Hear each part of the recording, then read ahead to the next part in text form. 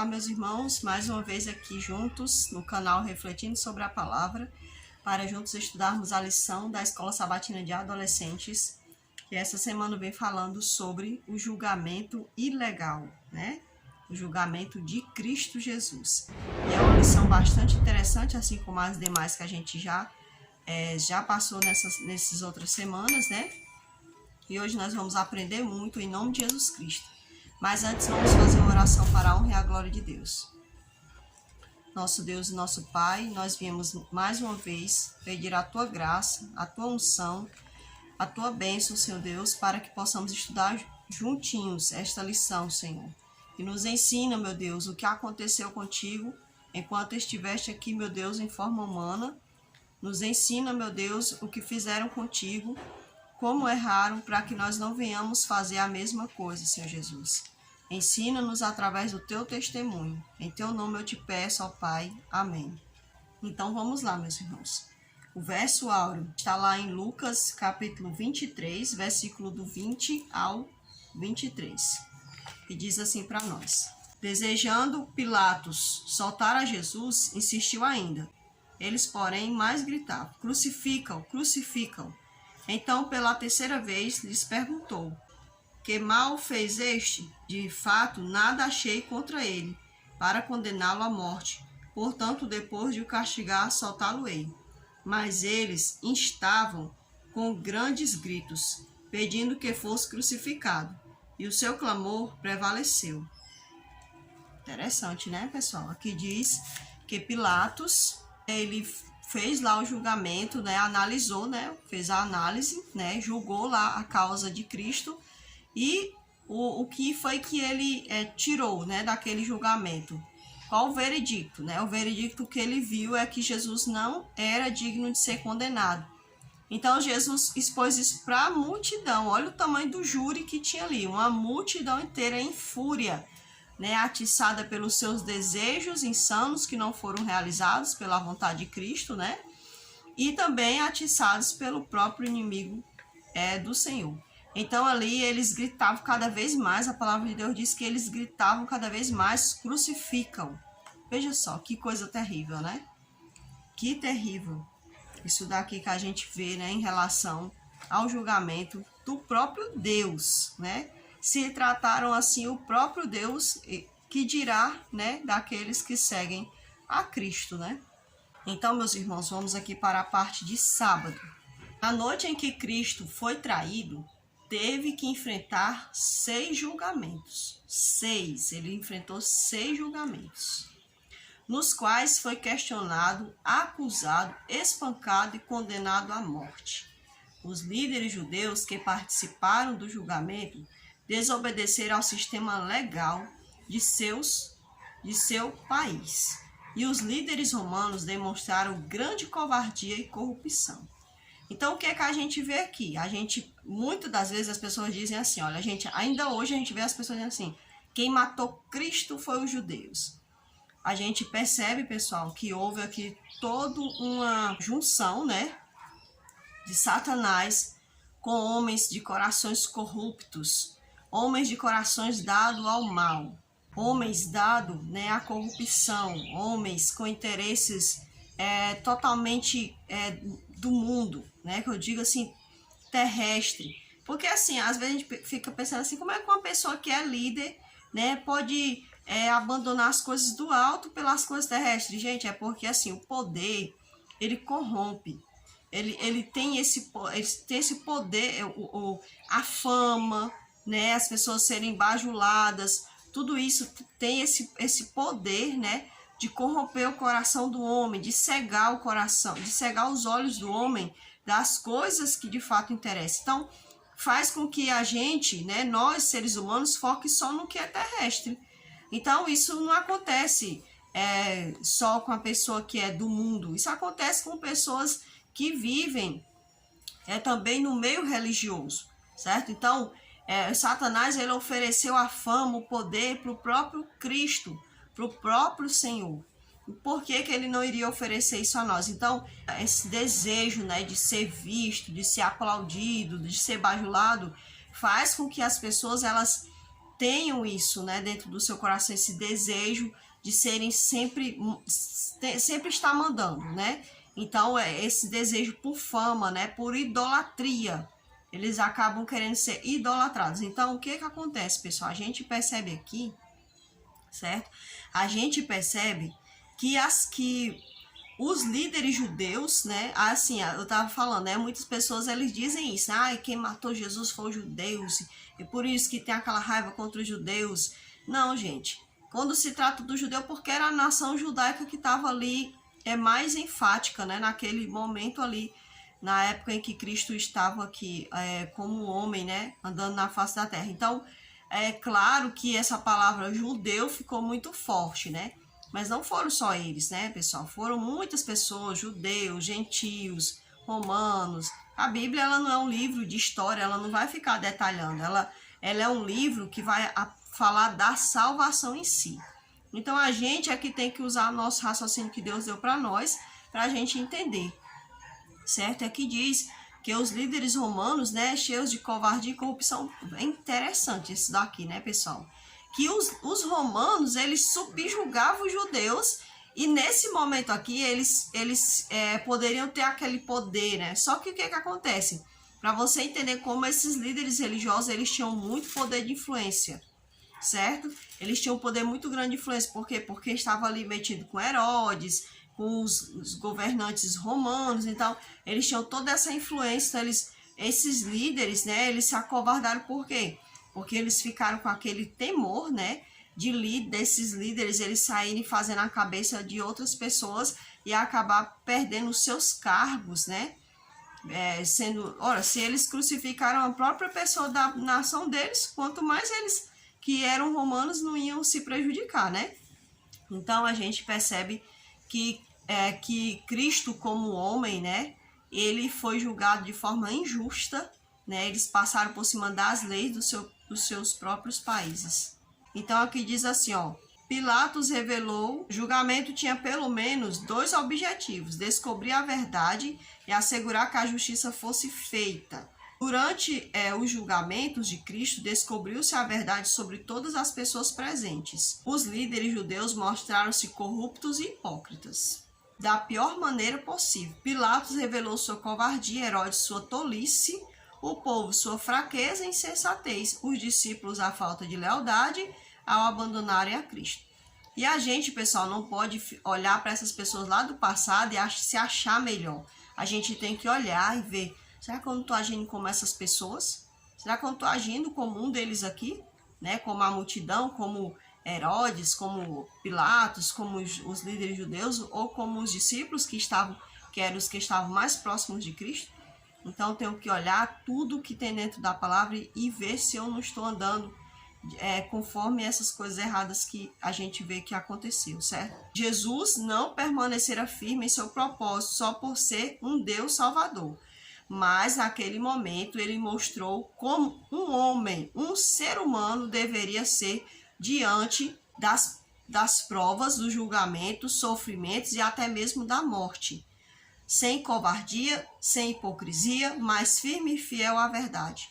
Então, gente, isso aqui é muito interessante, a gente fazer uma análise sobre a pessoa de Jesus, a pessoa humana de Jesus, certo? Ele não estava ali se mantendo firme só porque ele queria nos salvar, mas ele também queria mostrar a nós, seres humanos, que é possível permanecer firme e fiel, mesmo diante da dor, do sofrimento e até mesmo da morte. Então, vamos aqui para a parte de domingo, que diz assim: mostrou aqui alguns versículos para nós, né? Fala assim: tome um tempo para acompanhar em sua Bíblia o passo a passo das 6 etapas que levaram à condenação do Filho de Deus. Depois vamos responder as perguntinhas. Então, a gente vê que Jesus ele foi perante Anás, perante Caifás, né? Esteve diante do chefe dos sacerdotes, ele foi para o Sinédrio, né? Ele esteve perante Pilatos, também perante Herodes,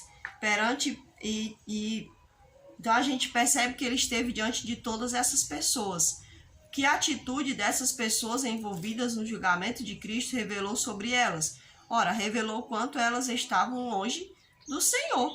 Os líderes, eles nem sequer se atentaram se Cristo era o Messias ou não se importaram se ele era do povo dele, né, deles, não se importou se era um deles, um judeu, né, se estavam agindo de forma errada, um julgamento errado, né, como Cristo falou na sua lei, não levantarás falso testemunho contra o teu próximo. Então eles quebraram esse mandamento aqui, né, esse mandamento, e depois eles saíram quebrando tudo. Primeiro eles cobiçaram, né, eles cobiçaram ali a popularidade que Jesus tinha, porque eles viam Jesus uma pessoa popular, né, esqueceram que o que atraía, que fazia as pessoas serem atraídas a Jesus era o seu carisma, o seu jeito, o seu ser salvador, né? O seu ser Senhor. Então era isso que atraía as pessoas. Então eles cobiçaram. Veja só que eles tiveram a mesma atitude de Satanás. Então a gente tem que perceber, pessoal, que muitas das vezes nós podemos estar tendo as mesmas atitudes de Satanás. O problema, pessoal, é cobiçar. Sabe, uma vez eu ouvi um pastor falando que o problema não é da primeira olhada, né? Quando um homem vê uma mulher, é ele continuar olhando. Então, aquela coisa lá do Davi, né? A situação do Davi, do rei Davi. O rei Davi, ele olhou para Batseba, mas ele poderia ter desviado o olhar, mas ele se demorou em contemplar, e nesse contemplar daquela mulher alheia, ele cobiçou o que era do outro, e assim ele começou a quebrar ali toda a lei de Deus. Então, pessoal, às vezes a gente vê aquele mandamento lá no final, lá na base, mas você sabe que o que segura a parte de cima é a base, né? Então, a gente pensa que aquele mandamento, por ele estar lá embaixo, ele é o menor, ele não presta para nada. Não, gente. Muitas das vezes o cobiçar, ele derruba todos os mandamentos. Então, você vê que os mandamentos, eles estão sempre ligados, né? Não tem como tirar um do outro, eles estão sempre ligados. Então, eles começaram a cobiçar, né? Aquele jeito de Jesus de atrair, de pregar, né? De cativar as pessoas. E ali eles agora passam a levantar falso testemunho, jogando sempre uma vez para colher madura, como diz a história, né? E aí eles levam Jesus a esse julgamento, né? Então o que fez eles, o que a atitude dessas pessoas envolvidas no julgamento revelou sobre elas é que elas eram pessoas que não tinham caráter de Deus. Elas estavam distantes de Deus. Essas pessoas, pessoal, porque não eram todos os fariseus que eram assim, não eram todos os principais dos sacerdotes que eram assim, não, era uma grande parte deles, certo? Era uma grande parte, mas não eram todos ainda. Tinha pessoas que tinham entendimento, tinham sabedoria e se mantinham fiel à lei de Deus. Então, eram pessoas vazias de Deus, certo? Quais foram as acusações feitas a Jesus? Ora, eles compraram as testemunhas disseram que Jesus tinha dito que ia destruir o templo. Depois Jesus falou e ele disse, está blasfemando, vejam só, ele está proferindo blasfêmias contra o nosso Deus, né? Então eles usaram muitas acusações contra a pessoa de Jesus Cristo, certo? De que maneira esses julgamentos fizeram parte do plano da redenção? Ora, o julgamento, pessoal, só mostrou como o povo estaria e como o povo ia ser capaz, né, de crucificar o seu próprio Senhor, o seu próprio Messias. Então, esse julgamento, ele ajuda ali a corroborar, né, para o cumprimento da profecia de Isaías capítulo 53, onde fala que ele viria, que ele iria sofrer pelos nossos pecados, né, e iria morrer pelos nossos pecados.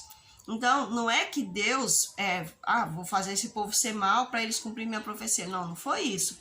É porque eles se deixaram, o coração deles estava propício a cumprir a profecia, infelizmente. Então, a gente percebe aí, né, que as atitudes deles ajudaram a cumprir uma profecia, né? Infelizmente. A parte de segunda-feira, pessoal, fala assim para nós, olha. A lei judaica tinha sido criada para assegurar que ninguém fosse punido indevidamente. Olha só, né? Ela foi feita para assegurar que ninguém fosse julgado indevidamente, condenado indevidamente, né?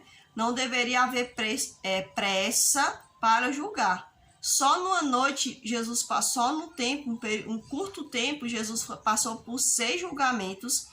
E nos 6 julgamentos eles queriam que Jesus fosse dado como uma pessoa condenada.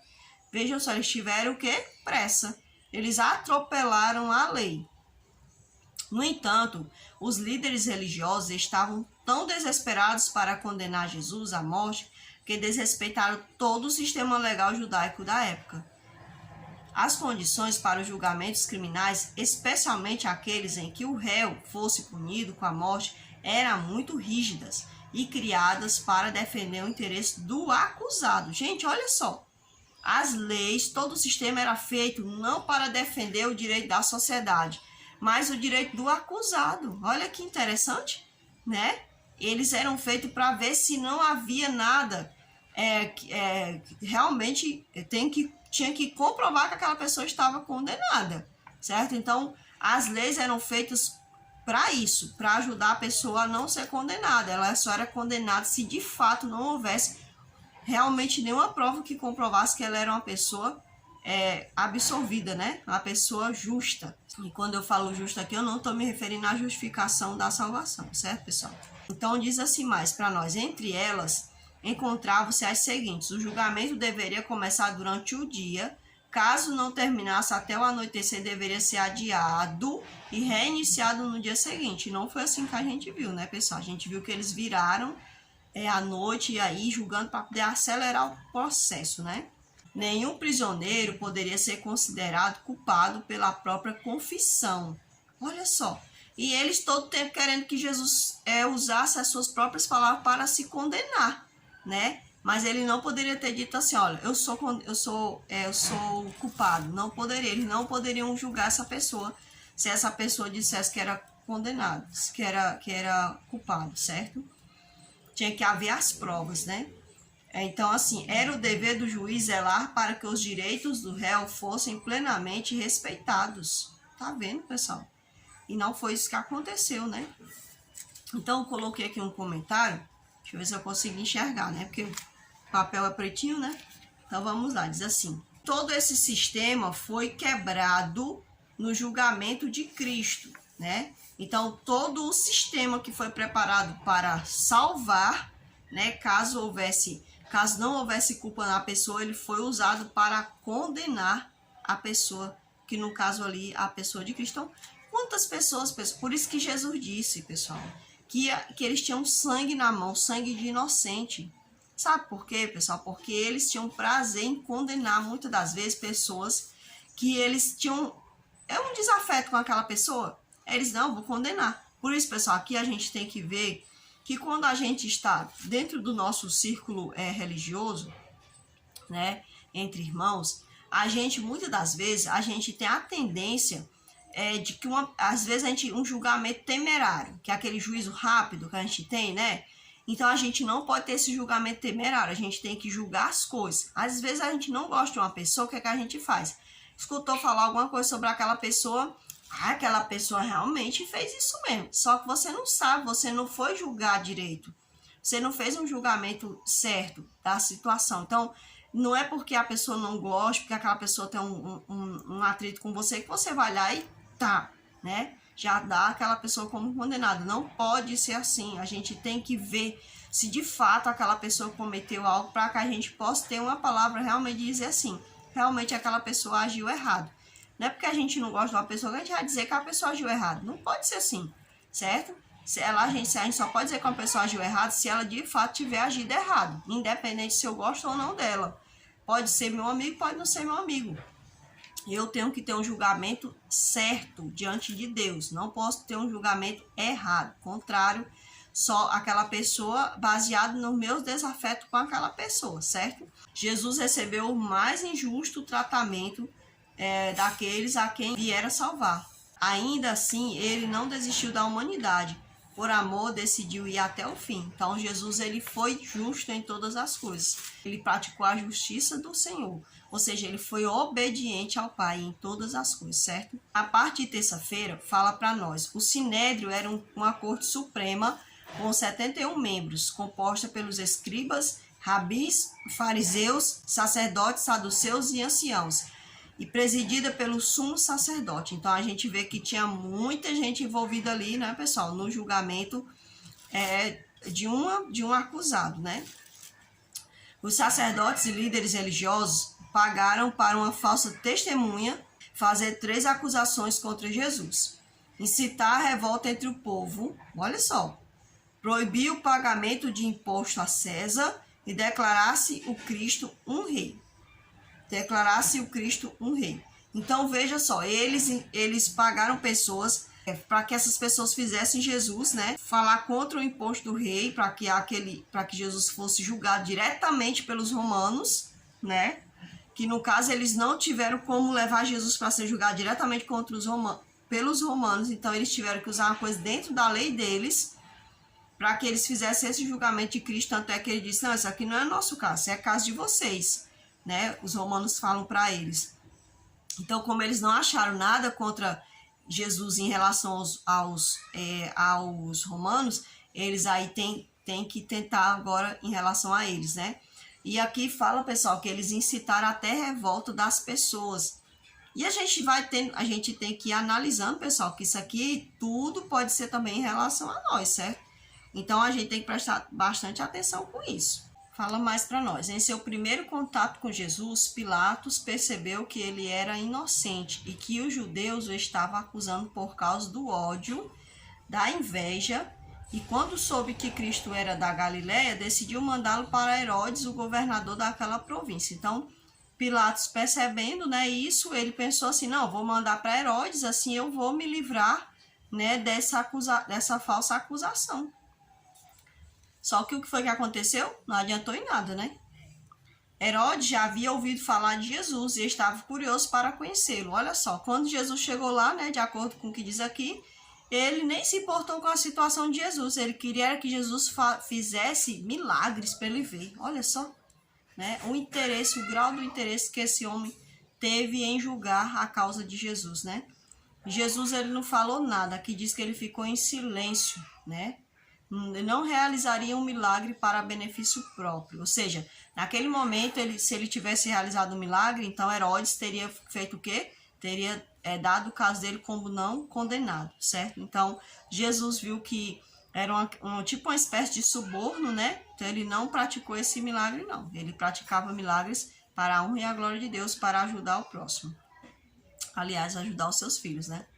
Um anjo havia visitado em sonho a esposa de Pilatos. A gente entende, pessoal, que na Bíblia fala, né, que a mulher de Pilatos relata para ele que não mexesse com aquele homem porque ele era justo. Ela disse que tinha tido um sonho e tinha ficado muito perturbado, portanto Pilatos não se metesse com ele, não fizesse nada contra ele. Mas aí Pilatos, a gente sabe que ele o quê? Se acovardou. Ele infelizmente se acovardou-se, né? E a palavra de Deus diz, pessoal, que nós devemos tomar muito cuidado com a covardia, porque a palavra de Deus diz que os covardes não herdarão o reino dos céus. Ele se confiou, né, que não, se eu fizer a vontade deles, eu não vou perder o meu cargo. Só que quando a gente vai ler, pessoal, o livro dos mártires, a gente percebe, né, que que Pilatos, ele também teve um fim trágico, né? Não somente ele, mas muitas pessoas daquela época, certo? Então, todas as acusações feitas a Jesus se aplicavam a Barrabás. Mesmo assim, o povo preferiu condenar um inocente e libertar o criminoso. Aqui a gente percebe, pessoal, quanto as pessoas estavam distantes da verdade. Elas não sabiam mais distinguir o erro da verdade. Para elas, tanto fazia. E hoje a gente percebe, pessoal, que não é diferente. Nós estamos vivendo um tempo igual ao tempo do passado, onde as pessoas dão por certo o erro e o erro por errado. E quando isso acontece, isso aí é um problema grave, porque a gente sabe que o Senhor sempre se levanta. Ele se levantou em tempos assim e vai se levantar nesse tempo também. Então, pessoal, o que é que acontece, pessoal? A gente tem que entender que Barrabás, ele era tudo aquilo dali, era em relação a ele, mas o povo, eles estavam cegos para a verdade, que nós possamos abrir os nossos olhos para a verdade. Mas a gente não abre os nossos olhos sozinho, pessoal. A gente tem que clamar ao Espírito Santo, conforme está escrito lá em Apocalipse. Depois eu vou colocar aí para vocês verem, aonde Jesus fala que compreis de mim colírio, né? Então ele está oferecendo hoje o colírio para que nossos olhos sejam abertos para a verdade plena. Aí eu coloquei esse comentário, pessoal, que eu achei muito interessante. Quando eu li tudo isso, eu percebi assim, né? Que o julgamento de Cristo nos prova o quanto uma multidão não representa a voz de Deus, não, viu? Muitas vezes vai dizer, a voz do povo é a voz de Deus. Mentira, a voz de Deus é a voz de Deus e ponto final. Então, pois esta está com os olhos olhando só para quem lhes dá algo em troca da sua necessidade. Então, muitas das vezes a multidão, ela tem uma voz que só quer saber do que é dela.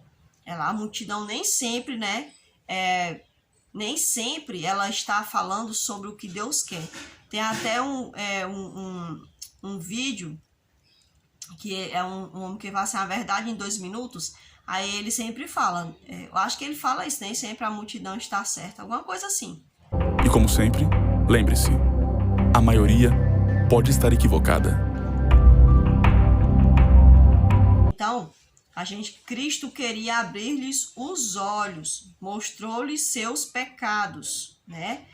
Não atendeu aos seus desejos, por isso a multidão não raciocinou, mas preferiu só seguir a voz de líderes insensatos. Então, pessoal, por que a multidão, elas estavam fazendo um julgamento errado, né? Por quê? Porque elas queriam que Jesus tivesse dado a elas o que elas queriam. Mas Jesus queria abrir o quê? Os olhos os olhos dela, da multidão, para a verdade. Só que a multidão queria que as pessoas, queria aquilo que satisfizesse os seus desejos. E Jesus não pôde realizar, porque ele não quis, né? Ele é um Deus sábio, né? E que também não é mandado por nós. A parte de quarta-feira fala para nós assim. O texto de Deuteronômio 19, 15 e 19, por exemplo, apresenta as principais diretrizes para o sistema de julgamento que deveria ser praticado entre o povo de Israel. Como foi instituído por Deus, o objetivo era oferecer a maior oportunidade possível de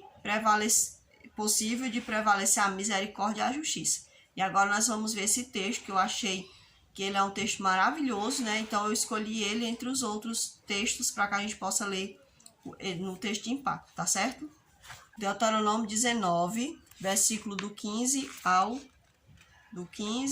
19. Fala assim para nós. Uma só testemunha não se levantará contra alguém por qualquer iniquidade ou por qualquer pecado, seja qual for o que cometer. Pelo depoimento de 2 ou 3 testemunhas se estabelecerá o fato. Quando se levantar testemunha falsa contra alguém para o acusar algum transvio, então os 2 homens que tiverem a demanda se apresentarão perante o Senhor diante dos sacerdotes e dos juízes que houver naqueles dias. Os juízes indagarão bem. Se a testemunha for falsa e tiver testemunhando falsamente contra seu irmão, far-lhe-eis com cuidado, como cuidou fazer a seu irmão, e assim exterminarás o mal do meio de ti.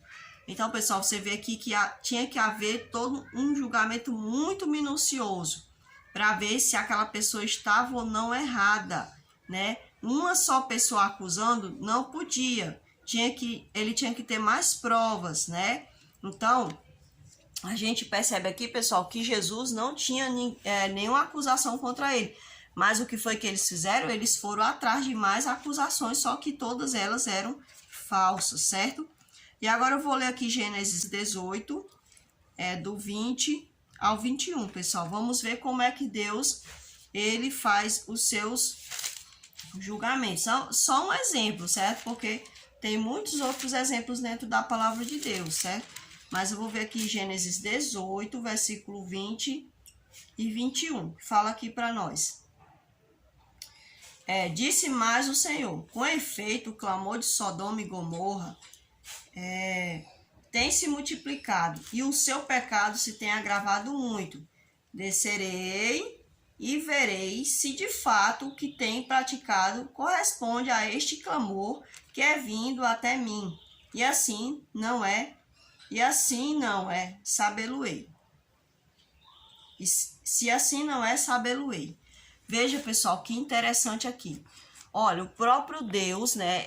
A gente sabe que existe anjos ao nosso redor E esses anjos, eles estão relatando tudo o que nós fazemos, de certo ou de errado, né? De que agrada a Deus ou que desagrada a Deus. Então a palavra de Deus diz que esses anjos, eles relatam.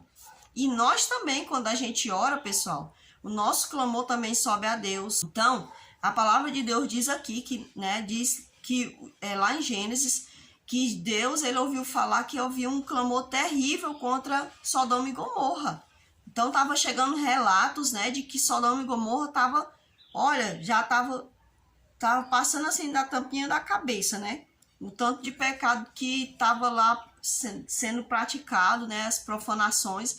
E Deus disse assim, gente, peraí, tá tendo muito clamor. Veja, ele é o próprio Deus. Por que Deus fez isso, pessoal? Porque ele ia praticar um juízo executivo.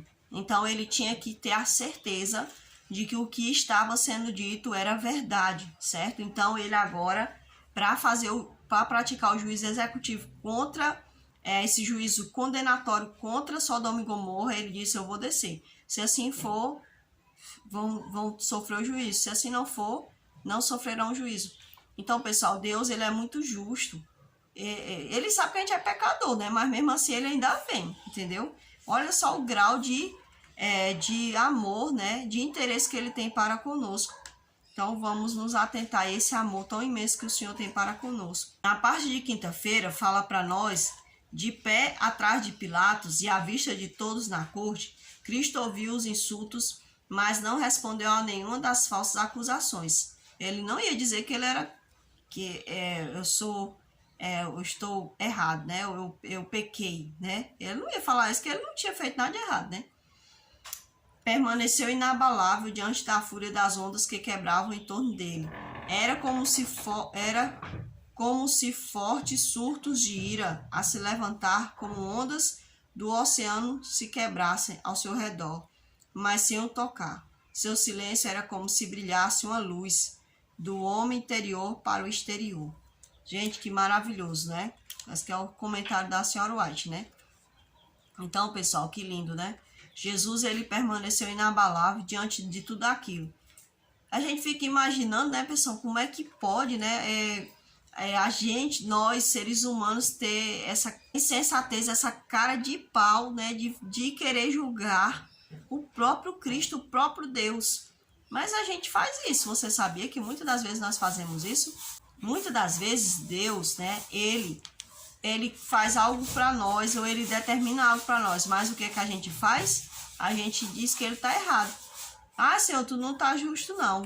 O Senhor errou nisso daqui, eu quero isso, eu quero aquilo, então a gente dá a Deus por injusto. É possível ter uma noção exata da trama dos líderes religiosos que passaram por cima de todas as leis para matar o Filho de Deus.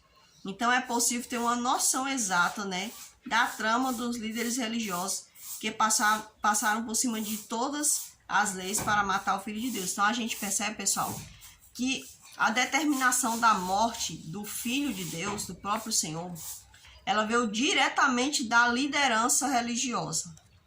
Então a gente tem que tomar bastante cuidado, pessoal, sempre analisar, né, se algum líder está distorcendo o que está dentro da palavra de Deus. Então a gente tem que tomar muito cuidado, né, com isso. Não é porque a pessoa é líder. Ah, não, é líder da Assembleia, da Igreja Católica Apostólica Romana, da Presbiteriana. Não tenho que ter problema com o líder da Igreja Adventista, não. Gente, olha, a gente tem que tomar cuidado com tudo. A gente tem que se aperceber sempre se está havendo um desvio daquilo que está dentro da palavra de Deus, certo? Então, a gente tem que tomar bastante cuidado. A gente tem percebido muito, pessoal, que há muito essa questão política, né? Política envolvendo aí os meios religiosos, né? Um se diz ser de esquerda, outro se diz ser de direita, né? Nós não somos nem de direita nem de esquerda, nós somos de Cristo, nós somos do Cristo. O nosso alvo é Cristo. Vivemos em sociedade, devemos praticar leis de acordo que mantenha a nossa unidade, mantenha nossas vidas, né? Que eu não faça dano ao outro, que o outro não faça dano a mim, que esteja dentro da lei de Deus, né? Sempre procurando cumprir o que está dentro da palavra de Deus. Então, a gente tem que tomar bastante cuidado, se aperceber de tudo, seja dentro dessa denominação ou dentro de qualquer outra denominação, devemos nos atentar se essa palavra está de acordo com a palavra do Senhor, tá certo? Na parte de sexta-feira, fala para nós que as adversidades expõem quem realmente somos. E é verdade, é numa crise que nós descobrimos quem realmente nós somos. Estava ouvindo um louvor ontem do Inário, aí falava assim que ajuda-nos a ser constante, né? Falava mais ou menos assim, então a gente tem que pedir a Deus para que a gente possa ser constante. Está numa situação difícil, Senhor, me ajuda a ser constante na fé, não deixe que minha fé seja uma fé vacilante. Está numa situação boa, porque as pessoas acham que a pessoa só se desvia se está numa situação ruim. Não, a pessoa também se desvia de Deus quando ele está vivendo na bonança, numa situação boa. Então, Senhor, me ajuda a ser constante, seja na pobreza, seja na riqueza, seja na alegria, seja na tristeza. Me ajude a ser constante, Senhor, com a tua verdade, com as tuas obras, com as tuas coisas, certo? Cristo, logo depois de escolher entregar-se para cumprir o plano da salvação, permaneceu firme e puro ao enfrentar homens que fingiram agir com justiça e autoridade. Então, ele não voltou atrás, ele foi até o fim, né, para que cumprisse, né, o seu objetivo, que era nos salvar, né, resgatar-nos. E não somente nos resgatar, porque às vezes a gente acha que a obra da cruz foi uma obra só para nos resgatar. Não, a obra da cruz foi, acima de tudo, também para mostrar o verdadeiro caráter de um Deus que tem palavra, que tem firmeza, de um rei que cumpre suas palavras. Os líderes judeus burlaram as próprias leis a fim de condenar o compassivo mestre à morte. Céu. Porém, seu desejo era cumprir a missão dada pelo Pai, morrer em nosso lugar para que até mesmo em seus acusadores tivessem a chance de viver eternamente. Pessoal, a gente sabe, pessoal, que muitas pessoas ali entre a multidão que acusaram a Cristo se arrependeram quando viram quem realmente Cristo era, né? Muitos do meio ali dos soldados também, né? Eles também se converteram diante da situação que viram em Cristo Jesus. E por que não dizer, né, que alguns líderes, né, também se converteram. Então, pessoal, a gente sabe que Jesus, ele morreu por todos, ele não fez acepção de pessoas. Em Atos 6:7 diz, lemos a respeito do que aconteceu após a ressurreição de Cristo. A palavra de Deus continuava a se espalhar. Em Jerusalém, o número de seguidores de Jesus crescia cada vez mais. Então, a morte de Jesus, ele não barrou ali levar a mensagem. Não barrou, pelo contrário, só cresceu. Assim também, quando os mártires de Cristo morriam, era como se fosse, dizem que o seu sangue era como semente que germinava, né? Mais e mais pessoas se entregavam ao amor de Deus. A magnitude de Cristo tornou-se ainda mais vívida e extraordinária, mesmo nos momentos em que foi espancado e torturado diante do povo. Veja só, pessoal. Aí foi que ficou mais ainda, né, mais nítido, né, esse amor, essa bondade. Ao virem as adversidades, o que será revelado sobre você e sobre mim, né? O que ocupa o seu coração? Quais são suas aspirações mais profundas? Estão relacionados ao assunto espiritual ou às coisas deste mundo? Então, Jesus, ele tinha um propósito, o propósito dele foi seguido até o seu final. Como homem, era servir a Deus, como rei da eternidade, salvar a humanidade. Então, o propósito dele era esse. Propósito humano, ser firme, fiel, ser obediente ao Senhor até o fim. Como Deus, ser firme no seu propósito, cumprir, não desistir dessa humanidade caída e falida, certo? Mas agora restaurada pela graça de Deus. Então, aquilo que está em nosso coração um dia será revelado. Assim como o que estava no coração dos líderes foi revelado, o que estava no coração da maioria da multidão foi revelado, o que estava no coração de Pilatos foi revelado, de Herodes. Um dia também todos nós passaremos por situações onde também tudo que vai dentro de nós vai ser revelado. Os homens ocasionalmente tropeçam na verdade. Deixa eu ler logo um comentário aqui antes para depois a gente entrar aqui nas frasezinhas. Isso nos ensina que nos tempos atuais, as leis que servem para nos proteger também serão quebradas para nos prejudicar. Então, assim como aconteceu com Cristo, e Jesus foi o exemplo em tudo, não nos admiremos que leis serão quebradas, que leis serão feitas para destruir o povo de Deus nos últimos tempos. Então, muitas pessoas elas ficam aí achando que as profecias não vão se cumprir, ficam ali botando coisa ali no meio da política, né? Se incrementando no meio da política, achando que eles vão barrar ali o cumprimento da morte, né? De ser preso e tudo mais. Então, não vamos fazer esse jeitinho aqui, vamos fazer aquele jeitinho ali. Não, gente, não vai dar jeitinho em nada. João Batista morreu, Jesus morreu, muitos discípulos morreram, lá no passado profetas morreram. Então, não é diferente hoje, muitos de nós também poderemos sofrer sérios danos por conta do amor que teremos ou não por Cristo, né? Jesus sabe que seria totalmente injusto os anjos entrarem em julgamento terrestre, ou seja, os anjos entrarem ali para guerrear por ele, gente. Não tinha nem condição, né? Os anjos iam logo acabar com todo mundo, né? Então, era uma situação de homem para homem. Jesus, homem, com a humanidade caída. Então, Jesus, ele esteve no pé de igualdade. Ele se colocou igual a nós, certo? Então, a obra deles é no campo sobrenatural, ou seja, a obra dos anjos é no campo natural. Então, vamos aqui para as frases que diz: os homens ocasionalmente tropeçam na verdade, mas a maioria deles é pega correndo como se nada tivesse acontecendo. Então, isso aqui é interessante, né? Muitas das vezes tropeçamos na verdade, mas muitas das vezes estamos correndo como se nada tivesse acontecendo no mundo. E hoje em dia a gente está vendo isso aí, né? Essa frase foi dita por Winston Churchill, né? E que a gente possa ver, pessoal, que a verdade ela está para nos abrir os olhos, né? John Wooden falou assim: esteja mais preocupado com o seu caráter, e eu amo essa frase.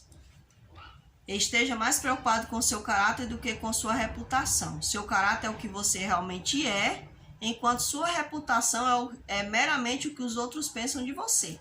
Então, a reputação é aquilo que a pessoa vê, que o outro vê. E nós não devemos estar preocupados. Eu tenho que trabalhar para pagar minha conta porque o outro tem que ver. Eu tenho que trabalhar para ter um carro bom porque o outro tem que ver. Eu tenho que usar essa roupa aqui padronizada, o cabelo, né, assim, tal, o paletó agravado para o outro ver que eu sou crente. Gente, não, a reputação, muitas das vezes, que é o nosso exterior, muitas das vezes ela não coincide com o que vai dentro do nosso interior. Então, a nossa consciência, aquilo que vai dentro do nosso interior, isso é o que nós devemos estar preocupados.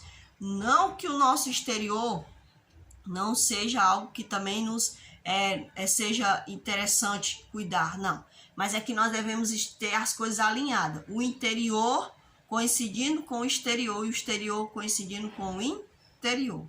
Então, tem que estar alinhado. Como diz Jesus, fazer isto sem esquecer daquilo, né? Então, diz mais assim, pessoal. Na lição desta semana, há algo importante para refletir também sobre a motivação de Judas para atrair o mestre. Ele achava que podia acelerar o processo de colocar Jesus no trono e implantar seu reino. Então, Judas, ele quis dar-lhe um jeitinho na profecia, né? Ele sabia que havia um Messias e ali ele, como muitos outros, quiseram dar um jeitinho para acelerar a profecia. E hoje a gente não vê diferença na humanidade. Muitos ficam ali, entrando ali no meio da política, querem acelerar a profecia, né? Querem barrar o anticristo. Alguns querem dar um jeitinho para poder fazer leis, né? Para poder não ser pego no decreto dominical. Então, gente, é assim, as pessoas elas tentam acelerar a profecia da sua maneira. Só que aí não tem como, né? A profecia ela vai se cumprir, queira eu ou você ou não, certo? Então, Judas, muitas vezes nós agimos como Judas nesse sentido. Querer acelerar a profecia para a gente sair logo dessa situação aqui. Então tem gente que diz assim, gente, olha, eu vou falar uma verdade aqui, que muitos vão ficar até, ai, irmão, falar essa coisa, gente, não sei. Desde quando eu entrei na igreja, que eu escuto a pessoa dizendo assim, a igreja já, o evangelho já alcançou 200 e tantos países. Gente, parece que, sem mentira nenhuma, gente, desde quando eu entrei na igreja, que era 200 e tantos países. Por que as pessoas falam isso? Porque eles querem dar a entender de que esse evangelho sendo pregado, Jesus volta, certo? Então, gente, olha, gente, não existe só 200 e tantos países, existe tantos outros, muitos outros.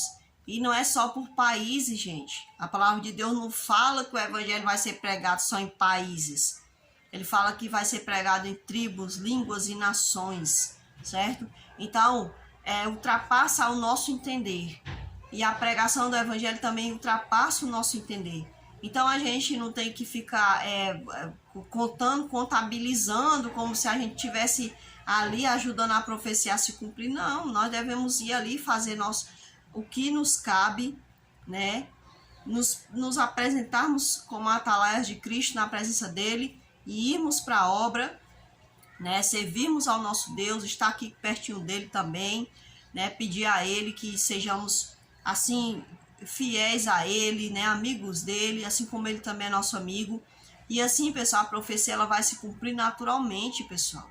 Ela vai se cumprir, vai ser uma coisa maravilhosa, e é algo maravilhoso, porque a gente tá vendo as profecias se cumprindo, a gente sente, né, a gente não somente vê, a gente sente. Então a gente não pode ficar tentando burlar, né, as profecias.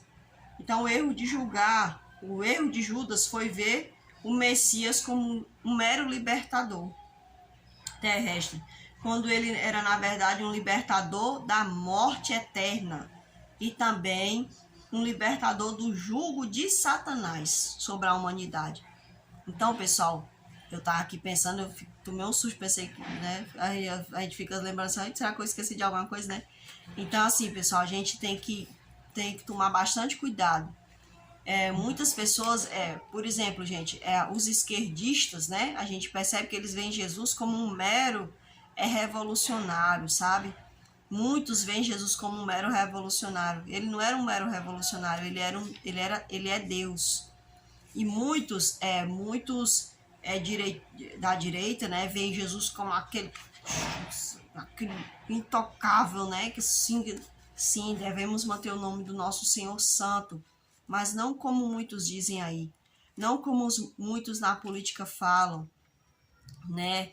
Expressando às vezes com ódio e tudo mais. Não é desse jeito, pessoal. É pedindo a Jesus que nos ensine, clamando ao Senhor. Ensina-nos, Senhor. Ensina-nos a te servirmos como o Senhor quer e como o Senhor merece. Mais uma vez eu volto aqui com o louvor do Davi Sassi, né? A oração do Pai Nosso, onde diz: Senhor, que o teu nome seja mantido santo. Então me ensina, Senhor, a manter o teu nome santo na minha vida, né?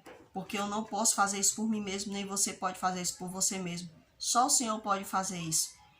Vamos orar nesse momento, pessoal.